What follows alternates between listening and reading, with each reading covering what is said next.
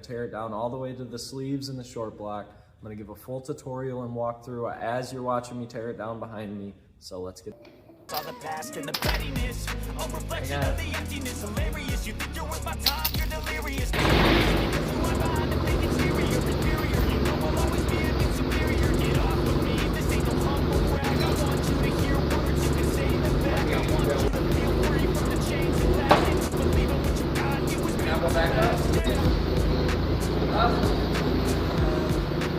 Forward.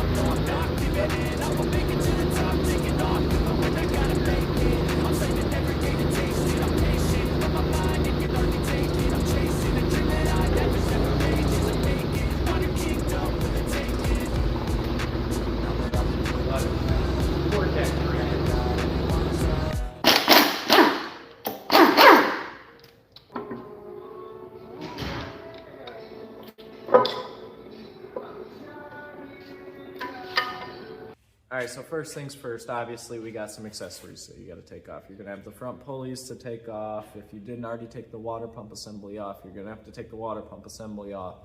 You're also going to have to then take the entire front cover off to get to your camshaft and everything that is.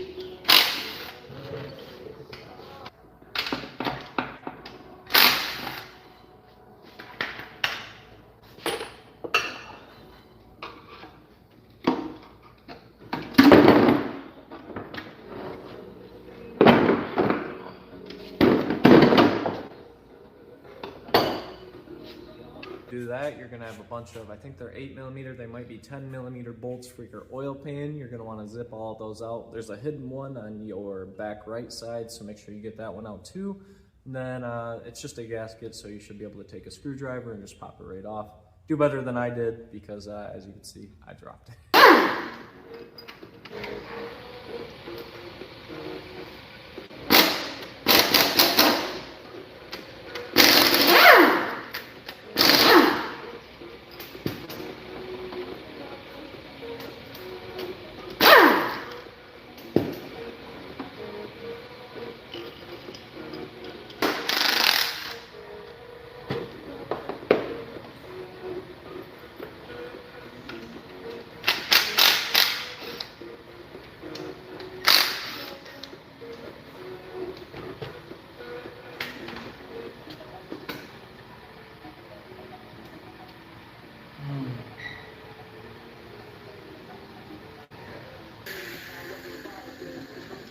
Oil pump, that's going to be again I think 4 10mm bolts. They're long bolts.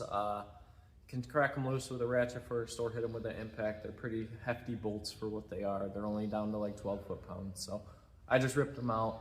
Once you get that out, if you are replacing the oil pump, disregard this message. If you are not, you're going to have to make sure that you keep it clocked in that exact same spot that it comes out to put it back in, because it's on a rotary type deal on the inside of there, and it's got to be back exactly in the right spot. Otherwise, when it tries to relearn, it's just going to cause problems and take too long, and it's a headache, so avoid that. Following that, you're going to want to take your tensioner off for your timing chain. You're going to want to take off the other guide for your timing chain on the other side. It's going to loosen it up nice and well. And then your crankshaft gear will be able to slide back and forth on your crankshaft, and you're going to slide it out just a little bit. That's going to give your chain a little bit of tension to droop off. You're going to take it off the bottom, then take it off the top, and you'll have your chain off. So now that we got that, let's get into the next step.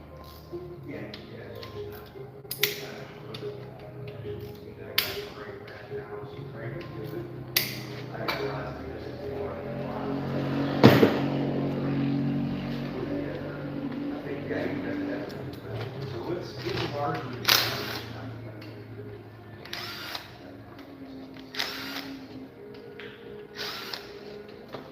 depends on what I'm starting with. If it's all, if everything's fixed, I do not.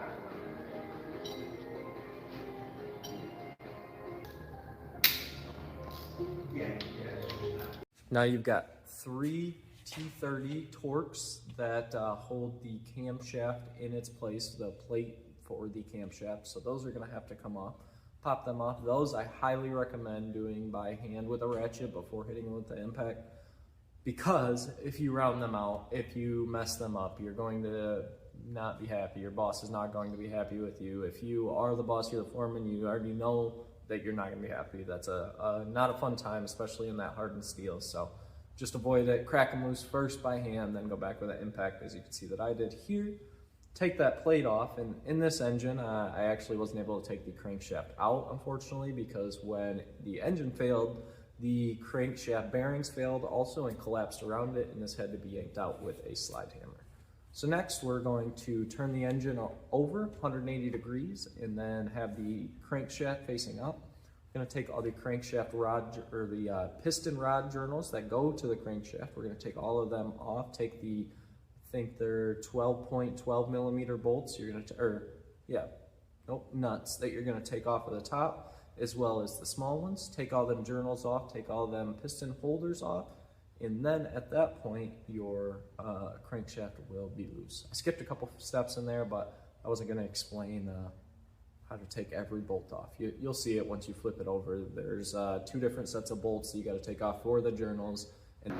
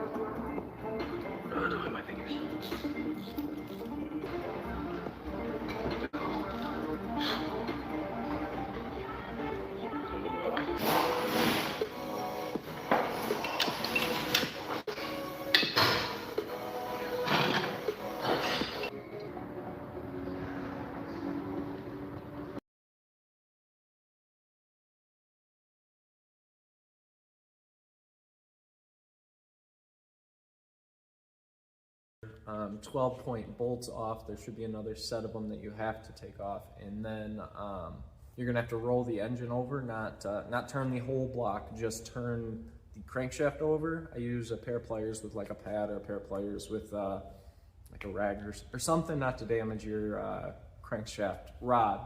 Turn it over 180 degrees so that you can access the other set of bolts and nuts to get the rest of the journals off. At that point, your pistons will be able to come off the top. I recommend taking dead blow or like a plastic hammer, wooden mallet, and using that mallet to hit the top of them. It'll pop them out nice and easy, and then you're not damaging the piston at all, or the piston rings or nothing like that. In this case, everything was already damaged, so it was quite easy just to say, you know what, we're just gonna get everything out so that we can fix it. But for the most part, if you're just tearing down an engine for whatever other purpose, whether you want to rebuild it, whatever it is, you want to take care of those parts, because pistons can be expensive, journals can be expensive, not even can be, they are expensive, and you don't want to have to replace them needlessly. So, plastic dead blow, wooden mallet, you hold the hammer portion, you hit on the top of it to push the piston out. Then, once you get your pistons out, if you are planning on sending this out to the machine shop, if you are going to be sending this anywhere, the machine shop will likely either not work on it or not like you a lot if you don't tear it all the way down to the short block. So you're going to want to take off the rod studs. Or if it has rod studs, if it does, or if it has head bolts, you're fine, disregard. But you're going to want to take off the rod studs. You're going to want to take off the core plugs, the heat plugs. You're going to want to take off the extra electrical connectors for, I think that's engine coolant temp sensor, and another one is in the top there. You're going to want to take all them off. You're going to want to take everything off. of the engine. Just leave the short block. If you are not doing the sleeves yourself, if you're having the machine shop take the sleeves out and just bore it out a little bit, then you don't have to worry about that. Leave the sleeves in there. But besides that, unless the machine shop specified for you, I highly recommend yanking it all the way down. You'll make their day much easier. They're gonna make your job be done a lot more quick, a lot faster, and it'll just make everybody's life easier. So.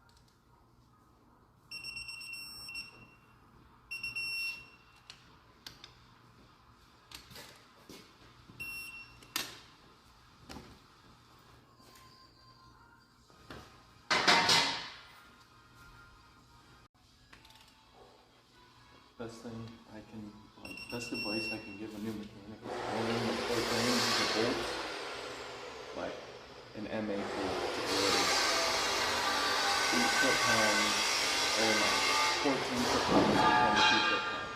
So like anytime you come across an MA bolt, you know not to tighten it more than that, and you know it has to be at least that tight. And it just saves you like, I don't know, a lot of trouble.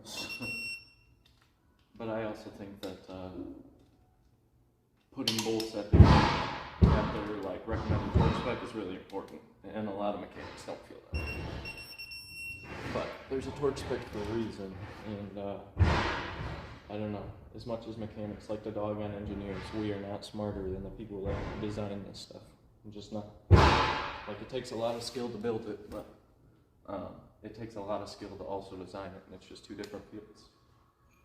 I don't ever slow up, no I don't take shit. I got no love for the fakeness. If you wanna play tough and wanna hate this, I'll always show up. I don't ever slow up, no I don't take shit. I got no love for the fakeness. If you wanna play tough and wanna hate this, I'll always show up and make a statement. I don't ever slow up, no I don't take shit. I got no love for the fakeness. If you wanna play tough and wanna hate this, I'll always show up and make a statement. Everything I do so instinctive and so passionate. Every word I move so descriptive like an adjective. I got a vendetta against people who patented being negative when you should be getting after it. I got facts over tracks, this and that. Spitting slow, spitting fast. I could roast, I could gas. Think I'm okay at last, but I don't know if that can erase all the past. And the pettiness, a reflection of the emptiness. Hilarious, you think you're worth my time, you're delirious. Mysterious, because you hide behind a fake exterior. Inferior, you know I'll always be a bit superior. Get off of me, this ain't no humble brag. I want you to hear words, you can say them back. I want you to feel free from the chains at last, and to believe in what you got, it was built to last, yeah. Now that I've been put through hell, I never got anyone's help. I had to do it all myself.